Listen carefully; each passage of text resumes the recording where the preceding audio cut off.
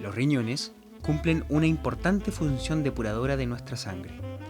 Cada día lo recorren cerca de 180 litros de sangre para formar cerca de 2 litros de orina. Poseemos 2 riñones, cuya forma recuerda a la de una haba o habichuela. Poseen una longitud de 12 a 14 centímetros y un ancho de 3 centímetros. Se encuentran localizados en la región posterior de nuestra cavidad abdominal, en el espacio retroperitoneal. El riñón derecho se localiza levemente más hacia caudal que su homólogo izquierdo, básicamente porque sobre él se encuentra el hígado. Sobre cada riñón se encuentra la glándula suprarrenal. Además, cada riñón recibe sangre de la arteria renal, la cual es evacuada a través de la vena renal. Por lo demás, su función excretora le permite formar orina, que es drenada a través de ambos uréteres para ser almacenada en la vejiga.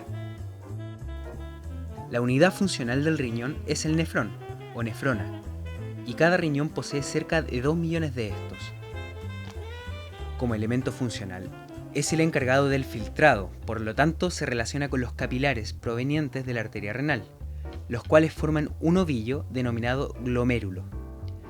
La relación se produce a través de una región del nefrón denominada cápsula glomerular. Además, el nefrón posee otros segmentos morfológicos denominados túbulo proximal, asa de Henle, túbulo distal y túbulo colector. Como la función principal del riñón es el filtrado, la consecuencia es la producción de orina. Este filtrado corresponde al paso de líquidos desde el capilar glomerular a la nefrona. Estos líquidos deben atravesar el endotelio capilar, la membrana basal glomerular y a los podocitos. El endotelio capilar posee fenestraciones o poros que facilitan el paso de líquido y de soluto. Sin embargo, la membrana basal, siendo muy gruesa, es la principal barrera, permitiendo el libre paso de solutos con un peso molecular menor a 10.000, siendo parcialmente permeable a moléculas con un peso molecular entre 10.000 y 70.000, y cesando definitivamente con moléculas con un peso molecular mayor a 100.000. Por último, los podocitos son células que presentan prolongaciones sobre la membrana basal. Estos cumplen el rol de ser selectivos solo a ciertas moléculas, ya que permiten el paso solo a moléculas con carga positiva. El líquido que atraviesa esta barrera debe pasar por el espacio que queda entre las prolongaciones, espacios que actúan como filtros. Para producir esta filtración de sangre, el riñón echa mano a la fuerza hidráulica generada por el corazón, la cual llega al riñón con una presión correspondiente al 60% de la presión arterial media, lo que sería algo así como 60 milímetros de mercurio. Esta presión hidrostática es considerada una presión a favor de la filtración, ya que promueve el paso de líquido y soluto al interior del espacio glomerular. Sin embargo, también encontramos presiones que se oponen al filtrado. Estas son la presión hidrostática dentro del espacio glomerular y la presión coloidosmótica del espacio glomerular. Si recordamos, la presión coloidosmótica corresponde a la presión generada por las proteínas en una solución y por lo tanto genera una atracción de líquido. Durante el proceso de filtrado, una gran cantidad de líquido penetra al nefrón, pero como la membrana es impermeable a un gran número de proteínas, por ende, estas tienden a acumularse en el capilar, produciendo un aumento en la presión oncótica, lo que se traduce en un aumento en la atracción de agua y pasa a considerarse una fuerza de oposición al filtrado. Si a la presión hidrostática capilar, que corresponde a la presión arterial renal, que es de 60 milímetros de mercurio, le restamos la presión hidrostática de la cápsula glomerular, que corresponde a 18 milímetros de mercurio, y además le restamos la presión oncótica capilar, que corresponde a 32 milímetros de mercurio, obtenemos la presión neta de filtración, la cual por ende corresponde a 10 milímetros de mercurio.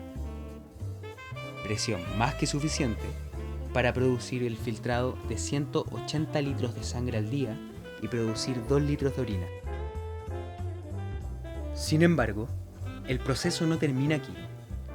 Luego de atravesar la membrana glomerular, el líquido con sus solutos recorre un intrincado camino antes de terminar en la vejiga en forma de orina. El porcentaje de líquido que logra atravesar la membrana glomerular corresponde a la fracción de filtrado.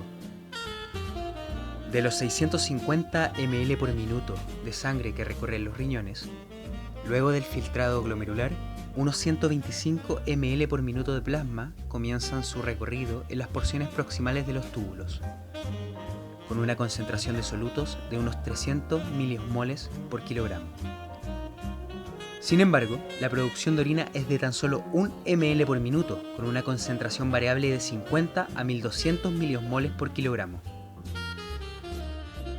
Por lo tanto, surgen algunas interrogantes. ¿Dónde queda el resto del líquido? ¿De dónde aparecen estas moléculas? Esto se explica gracias a dos procesos que ocurren por la interacción de los túbulos y los capilares peritubulares. Estos son la reabsorción y la excreción tubular. La reabsorción corresponde al paso de líquido y solutos desde el lumen tubular al capilar peritubular. La excreción, por otro lado, corresponde a lo contrario, es decir, al paso de estos elementos al túbulo desde los capilares. A raíz del desarrollo de estos sucesos, podemos definir la transferencia neta de una sustancia, correspondiente a la diferencia entre la cantidad reabsorbida y la excretada de dicho elemento, es decir, la cantidad final que se movió al capilar.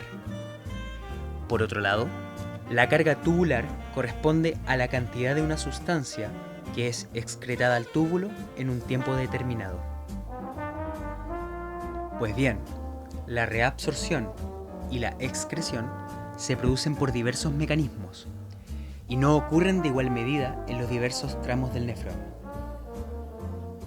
Para que una sustancia se reabsorba o se excrete, debe atravesar diferentes regiones e interviene en diversos espacios.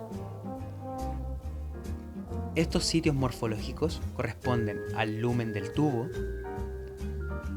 al citoplasma del epitelio tubular, al intersticio y a los capilares peritubulares.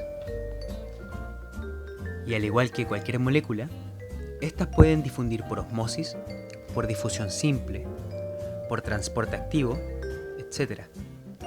Las moléculas que se transporten de forma facilitada, es decir, que requieran un canal proteico y además que se transporten de forma activa, por lo tanto con gasto de ATP, van a estar supeditadas a un tope de su difusión, es decir, a un paso limitado por la membrana dependiendo de su concentración. Esto debido a que los canales, en concentraciones elevadas de soluto, tienden a saturarse. Esto determina un transporte máximo tubular. Estos movimientos moleculares de reabsorción y de excreción, como mencionaba anteriormente, no ocurren en igual medida en los distintos tramos del nefrón. En el túbulo proximal se produce un intenso proceso de reabsorción. El sodio juega un importante rol en este acontecimiento, ya que actúa como un ion adjunto en el mecanismo de cotransporte de sustancias, como bicarbonato, fosfato, lactato, y de moléculas con valor nutritivo, como la glucosa y los aminoácidos. En esta sección hay un gran movimiento de agua por osmosis. En el asa de Henle, región que continúa del túbulo proximal, se pueden divisar tres regiones funcionales: la rama delgada descendente, la rama delgada ascendente y la rama gruesa de Henle. En la rama delgada descendente se produce la difusión de agua y solutos como urea y sodio. En la rama delgada ascendente se produce una difusión de solutos pero no de agua. En la rama gruesa se experimenta una dilución del contenido del nefrón a raíz de la salida de sodio, cloro, calcio, bicarbonato, magnesio, entre otros iones. Por último, la circulación a través del túbulo distal y colector va a experimentar procesos de reabsorción de agua y de iones. En el túbulo distal va a ocurrir una intensa reabsorción de sodio, cloro, calcio, magnesio, potasio y bicarbonato, y además una excreción en menor medida de hidrógeno.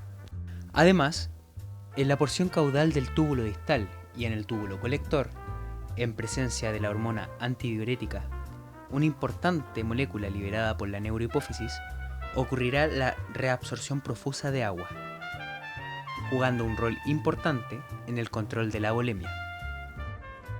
Finalmente, la orina producida descenderá a través de los uréteres para ser almacenada en la vejiga.